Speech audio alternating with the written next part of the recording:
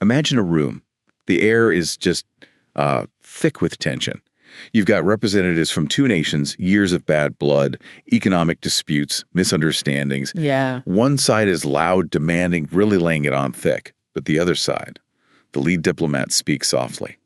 Their questions are sharp, but the tone is careful, open. They're not shouting back. They're inquiring, proposing, and somehow, by the end of the day, there's a breakthrough.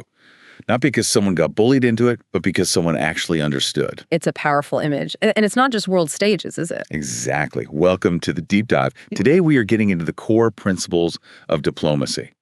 We're looking at this really insightful article called The Diplomat's Playbook, Lessons in Tact, Nuance, and Persuasion. Our mission to pull out the key lessons for all of us. Because these skills, they really aren't just for ambassadors. Not at all. That's what struck me. You might think, oh, diplomacy, that's UN stuff. But really, tact, nuance, persuasion. You use these constantly. Negotiating a raise, mediating an argument between friends, trying to land a new client. That's all diplomacy, in a way. Absolutely. It's about influencing outcomes, managing relationships effectively. Right. And doing it without resorting to just, shouting louder. So by the end of this, you should have a much clearer idea of how to listen better, speak more thoughtfully, persuade more effectively. And understand that real power often isn't about volume. It's about precision, depth. Okay, so let's dive in. Where does this playbook start? Well, interestingly, it starts not with talking, but with listening, which feels almost counterintuitive, doesn't it, in a world that's all about broadcasting opinions? It does. We think communication is about getting our message out. Exactly. But true diplomacy, according to this source, understands that the most critical phase happens before you say a word. It's all about deep strategic listening. Okay, deep listening.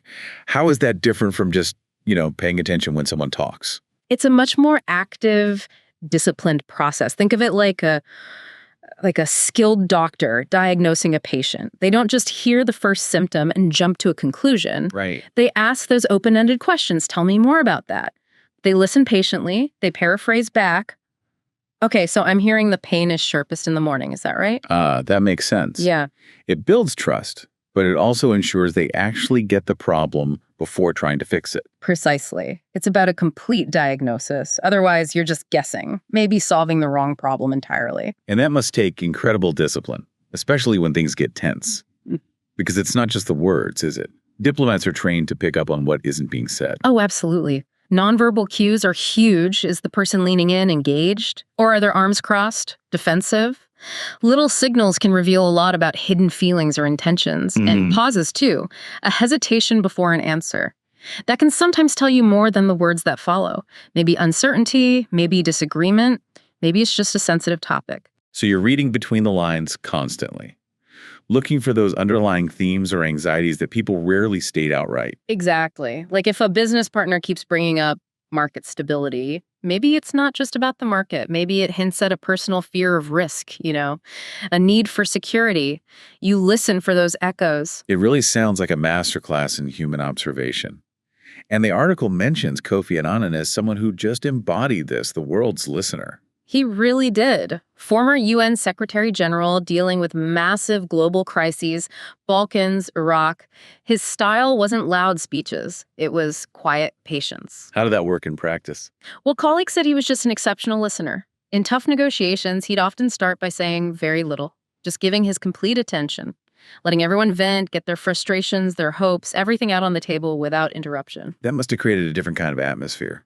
Totally. People felt heard, respected, and strategically, he was gathering incredible intelligence, finding out where the real red lines were, where there might be flexibility. It often drained the initial anger right out of the room. So listening wasn't passive. It was his way of preparing the ground for actual problem solving. Exactly. He proved you can't solve what you don't understand, and you can't understand until you've truly listened.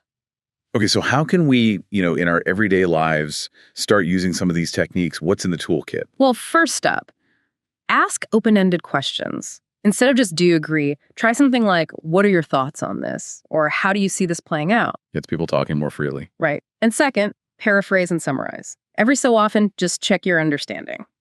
Okay, so if I'm following, the main issue is X, and the secondary concern is Y. Is that about right? Shows you're paying attention and gives them a chance to correct you. Good one. And crucially, withhold judgment. Listen to understand, not just to find flaws or plan your counterattack. Resist that urge. That's the hard part. It is. And finally, pay attention to the nonverbals, your own too.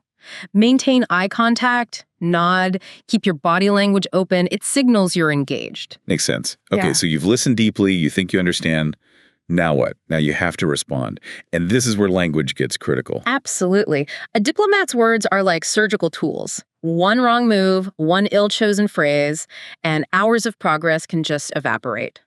But the right phrase can unlock doors. It comes down to tact and nuance. Let's break those down. Tact first. The article calls it the art of disagreeing agreeably. Yeah, it's about delivering tough news or expressing disagreement without making the other person hostile or defensive. It's honesty, but filtered through empathy and, well, strategy. It's the opposite of that brutal honesty some people pride themselves on. Right, which usually just feels brutal. Give us an example. Say a colleague has an idea you think is flawed. Okay, the blunt way. That'll never work. Budget's too small. Your assumptions are off. Aggressive, dismissive, conversation over. Yep, heard that one. And the tactful way. Might sound something like, "Thanks for sharing that. I really appreciate the thinking behind it. I'm curious about the goal you're aiming for here. As we think about actually doing this, maybe we could brainstorm some ways to tackle those budget constraints. And perhaps double-check some of the initial data. I've got some thoughts that might build on your great starting point." Okay. So you validate the effort, you focus on shared goals, use collaborative language like we, and frame the criticism as joint problem solving. Much smarter. It de-escalates things strategically. And then there's nuance. Embracing the gray areas. Exactly. Nuance is about recognizing and expressing subtle differences. The world isn't black and white, so diplomatic language avoids those hard edges, always, never, impossible. Those words tend to create ultimatums. So instead, you use softer language. Precisely. Things like, "Perhaps we could consider," or "It seems one underlying issue might be," or "Under certain conditions, that could work." It's not about being weak, it's strategic. It lets you introduce ideas without forcing an immediate yes or no. It lowers the stakes. It turns a potential fight into more of an exploration. Let's think about this together. And this must get incredibly complex when you add culture into the mix. Hugely.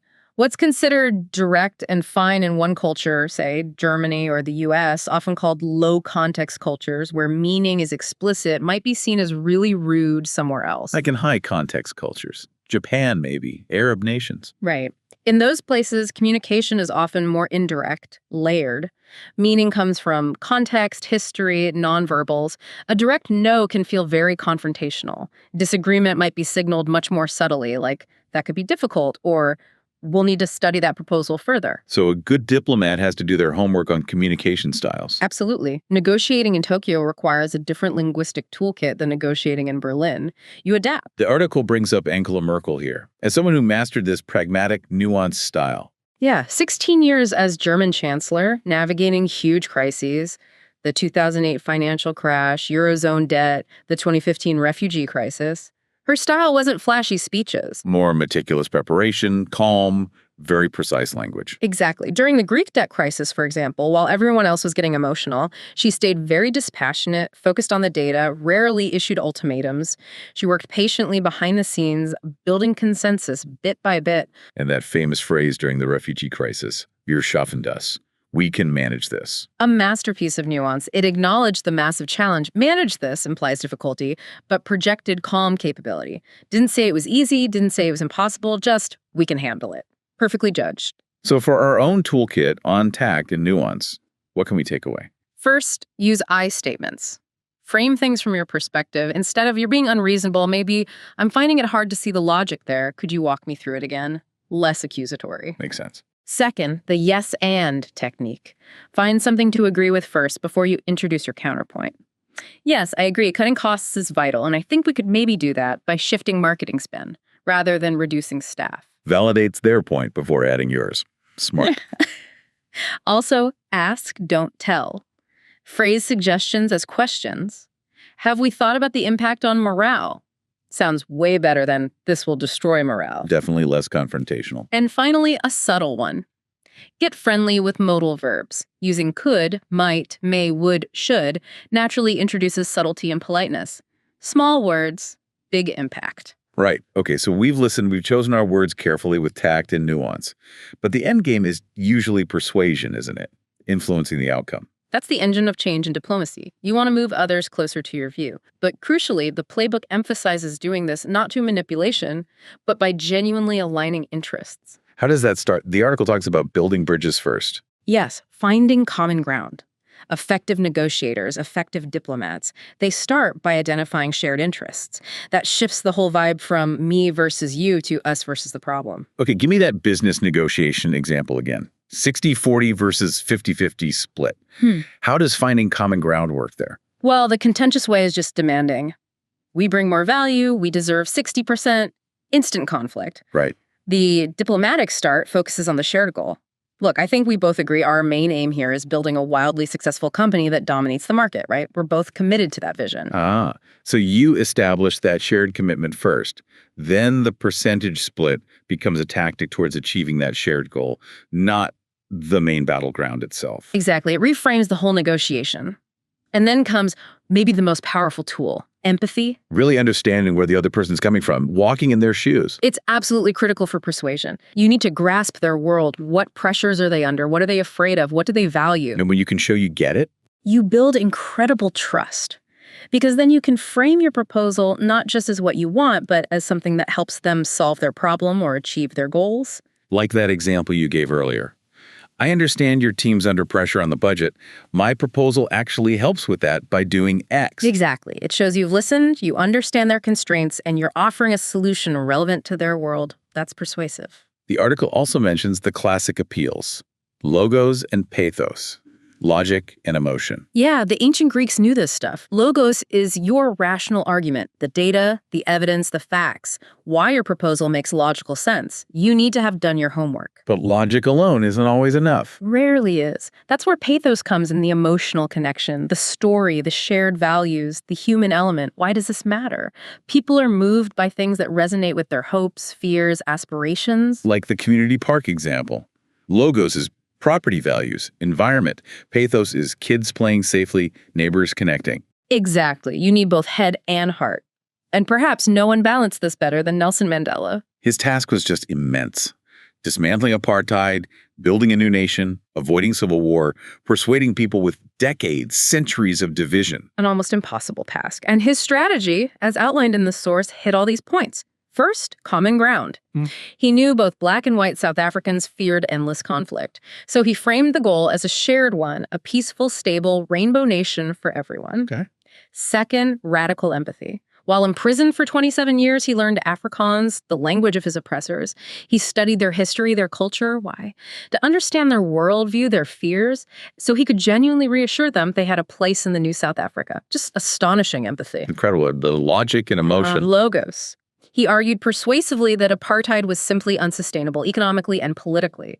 Pathos. This was his true power. The appeal to forgiveness, reconciliation, shared humanity.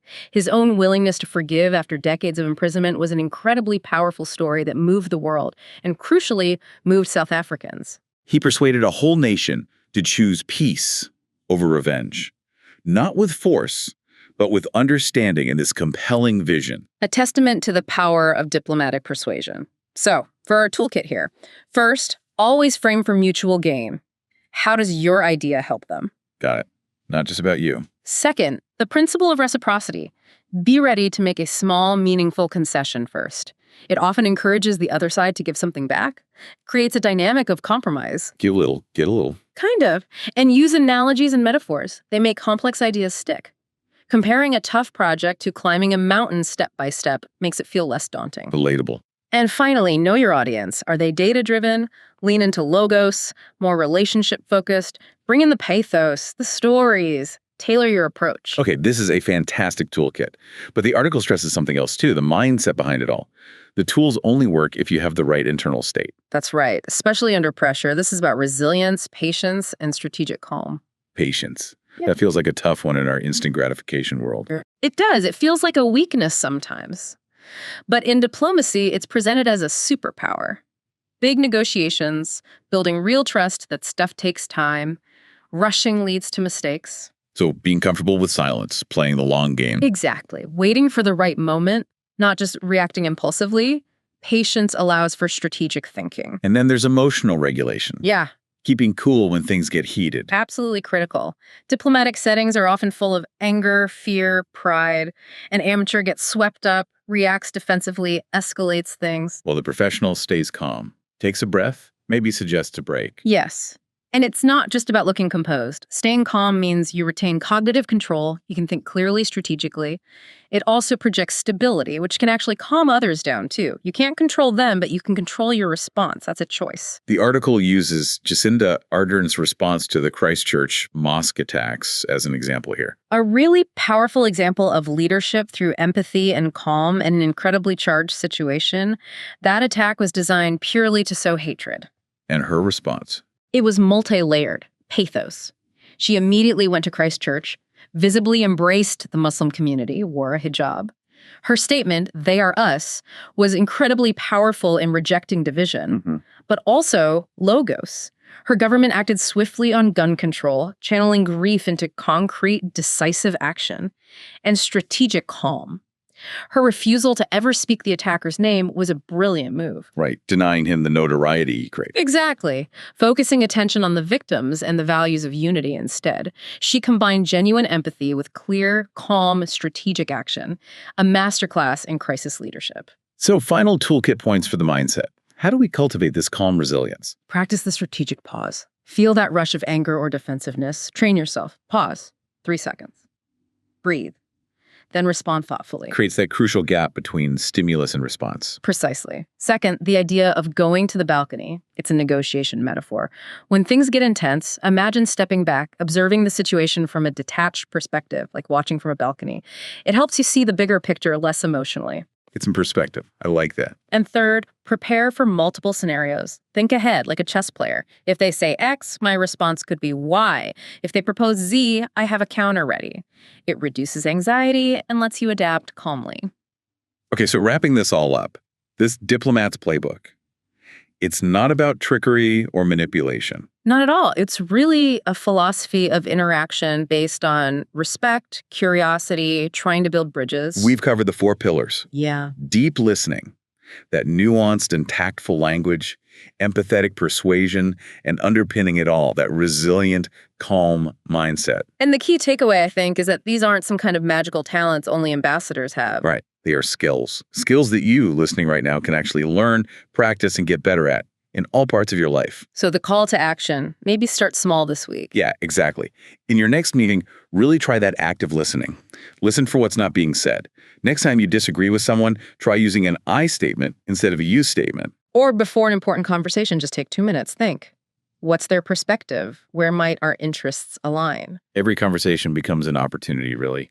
A chance to be a bit more thoughtful, more precise, more effective. And by embracing these principles, you're not just getting better at achieving your own goals, you're actually contributing to a more positive, more collaborative environment around you, which feels pretty important right now. It really does. The world's complex, no doubt.